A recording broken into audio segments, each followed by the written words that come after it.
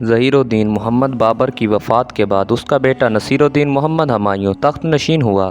بابر اس کی فکری اور عملی تربیت پر خصوصی توجہ دیتا تھا۔ وہ 1508 میں کابل میں پیدا ہوا۔ ہمایوں نے جلد ہی ترکی، عربی اور فارسی زبان پر دسترت حاصل کر لی۔ ہمایوں کی فوجی تربیت کا آغاز اپنے باپ کے ساتھ مہمات میں حصہ لینے سے شروع ہوا۔ 12 سال کی عمر میں بابر نے اسے بدخشاں کا حاکم مقرر کر دیا۔ یہاں پر بابر نے بڑی کامیابی سے معاملات سلطنت چلائے۔ اس کی کامیابی میں اہم حصہ بدخشاں کے مشیروں اور لوگوں کا تھا۔ پانی پت کی جنگ میں بابر بڑی دلجمی سے لڑا۔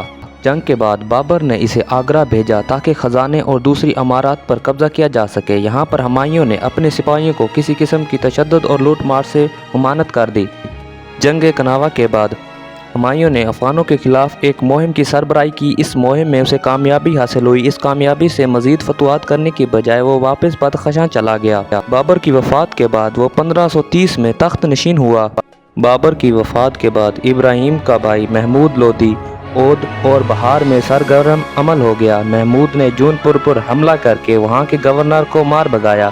ہمایوں نے جون پور کی طرف بڑھا اور محمود لودھی کو شکست دے کر بہار کی طرف بھگا دیا اور جون پور پر قبضہ کر لیا۔ ہمایوں نے اپنی پیش قدمی جاری رکھی اور چنار کا محاصرہ کر لیا۔ چنار میں ان دنوں شیر شاہ سوری کا تسلط تھا۔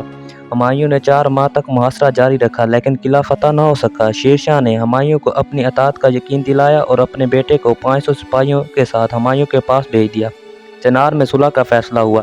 اس طرح ہمایوں نے شیر شاہ کی ابھرتی ہوئی طاقت کو ختم کرنے کا یہ سنہری موقع گنوا دیا۔ شیر شاہ سوری ایک منجا ہوا سیاستدان اور ایک ہوشیار جرنیل تھا۔ اس نے بہار میں اپنی پوزیشن بہتر بنا لی۔ شیر شاہ نے تمام افغان قبیلوں کو یہ بات سمجھانے کی کوشش کی کہ اگر تمام افغان متحد ہو جائیں تو ہمایوں کو برصغیر پاک و ہند سے نکالا جا سکتا ہے۔ اس بات کا افغانوں پر خاطر خواہ اثر ہوا اور انہوں نے شیر شاہ سوری کا ساتھ دینے کا فیصلہ کر لیا۔ 1531 میں شیر شاہ صوبہ بہار کا خود مختار حاکم تھا۔ ہمایوں کو جب اس بات کی اطلاع ملی تو اپنے ایک ساتھی کو صورتحال کا جائزہ لینے کے لیے جون پور روانہ کیا۔ شیر شاہ نے اس کی بڑی آؤ بھگت کی اور اسے قیمتی تحائف دے کر اپنی کامل وفاداری کا ثبوت دیا۔ ہمایوں کو یہ اطلاع پہنچی کہ شیر شاہ کی طرف سے کسی قسم کی فکر کی کوئی ضرورت نہیں، وہ بس دستور ہمایوں کے تابع فرما ہے۔ ہمایوں بھی اس سے مطمئن ہو گیا۔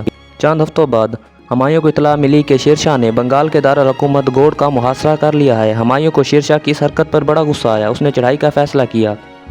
اس دوران شیر شاہ نے بنگال کے ایک وسیع علاقے پر قبضہ کر لیا۔ ہمایوں نے بنگال میں پیش قدمی کا فیصلہ کیا۔ ہمایوں کی پیش قدمی کے پیش نظر شیر شاہ پیچھے ہٹتا گیا۔ ہمایوں کو بلا مزاحمت 1538 میں گوڑ میں داخل ہو گیا۔ گوڑ کی فتح کے بعد ہمایوں نے 8 ماہ جشن میں ضائع کر دیے۔ اس تمام عرصے میں شیر شاہ نے اپنی پوزیشن بہتر کر لی اور موقع پاتے ہی آگرہ سے آنے والی سپلائی لائن کو کاٹ دیا۔ اس طرح ہمایوں کا اپنے دارالحکومت آگرہ سے رابطہ منقطع ہو گیا۔ اس نے اپنے بھائی مرزا اندال کو سپلائی لائن بحال کے لیے روانہ کیا مگر مرزا اندال نے آگرہ پہنچ کر اپنی بادشاہ ہونے کا اعلان کر دیا۔ اس نازک موڑ پر ہمایوں نے گوڑ میں اپنا گورنر مقرر کر کے واپسی کا سفر شروع کر دیا۔ شیر شاہ بڑی ہوشیاری سے ہمایوں کو گھیرے میں لینے کی کوشش کر رہا تھا۔ اس نے ہمایوں کو آگے بڑھنے دیا اور ہمایوں کو آخرکار بلا مزاحمت مونگیر پہنچ گیا۔ مونگیر کے نواح میں شیر شاہ نے اپنے لشکر سمیت اس کے انتظار میں تھا۔ شیر شاہ نے 1539 میں تینوں طرف سے ہمایوں کے لشکر پر حملہ کر دیا۔ ہمایوں کا لشکر اس کے حملے کی تاب نہ لا سکا۔ یہ لڑائی چوسا کے مقام پر ہوئی۔ ہمایوں کی فوج کے 8000 قریب سپاہی مارے گئے۔ اس سے زیادہ کہیں دریائے گنگا میں ڈوب کر مر گئے۔ ہمایوں نے گرفتاری سے بچنے کے لیے دریا میں کود گیا لیکن نظام نامی ایک شخص نے اسے بچا لیا۔ ہمایوں نہایت ہی خستہ حالت میں آگرہ پہنچا۔ چوسا کی جنگ کے بعد شیر شاہ کا وقار بلند ہو گیا اور اس نے گوڑ میں آ کر اپنی بادشاہ ہونے کا اعلان کر دیا۔ برصغیر پاک و ہند کی تاریخ میں ایسا بہت کم ہوا کہ کوئی بادشاہ اپنی سلطنت کھونے کے بعد اسے دوبارہ حاصل کر لے۔ ہمایوں 15 برس ہندوستان سے دور رہا۔ اس عرصے میں ہندوستان پر ایک مضبوط اور صحیح معنوں میں ایک عادل بادشاہ شیر شاہ سوری اور اس کے خاندان کی حکومت رہی۔ شیر شاہ سوری کے انتقال کے بعد اس کا جانشین اسلام شاہ سوری بادشاہ بنا۔ اسلام شاہ سوری کی وفات کے بعد ملک میں انتشار پیدا ہو گیا۔ یہ حالات ہمایوں کے لیے سازگار تھے۔ اس نے 1554 میں پشاور پر قبضہ کر لیا، یہاں سے اپنی پوزیشن مضبوط کی اور لاہور پر قبضہ کر لیا۔ اس کے بعد اس نے دہلی پر بھی قبضہ کر لیا۔ یوں ہمایوں نے اپنی کھوئی ہوئی بادشاہ دوبارہ حاصل کر لی۔ 1556 میں ہمایوں دہلی کے پرانے قلعے میں اپنے کتب خانے میں مطالعہ کر رہا تھا۔ اتنے میں مغرب کا وقت ہو گیا۔ وہ نماز کے لیے اترا اور سیڑھیوں سے گرا اور سر میں شدید چوٹ آ گئی۔ اس چوٹ کی وجہ سے اس کا انتقال ہو گیا۔ مغلیہ سلطنت کا اگلا چشم و چراغ کون تھا؟ یہ جاننے کے لیے ہمارے اس چینل کو سبسکرائب کریں اور ویڈیو اچھی لگے تو لائک اور شیئر کرنا ہرگز نہ بھولیں۔